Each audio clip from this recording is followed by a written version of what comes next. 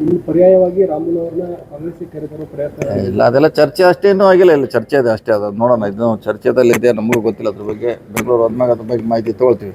ರಾಮುಲು ಅವರು ಮಾತು ಹೇಳಿದ್ರು, ಸತೀಶ್ ಜಾರಕಿಹೊಳಿ ಅವರು ಕಾಂಗ್ರೆಸ್ ಪಕ್ಷದಲ್ಲೇ ಬೆಳೆದಂಥ ನಾಯಕರು ಅವರನ್ನು ಮುಗಿಸೋಕೆ ನಾನು ಸಂಬಂಧ ಇಲ್ಲ ಅಂದ್ರೆ ನಾನೇನು BJPಯಲ್ಲಿ ಬೆಳೆದಂಥ ನಾಯಕ, ನಾನು BJP ಪಕ್ಷಕ್ಕೆ ಕೊಡುಗೆ ಇದೆ ಅಂತ ಮಾತು ಹೇಳಿದ್ದಾರೆ. ಎಲ್ಲಿ ಒಂದು ಕಡೆ ರಾಜಕೀಯವಾಗಿ ಬಳಕೆ ಮಾಡ್ಕೊಳ್ಳೋ ಪ್ರಯತ್ನ ಆಗ್ತಿದೆ ಅಂತ.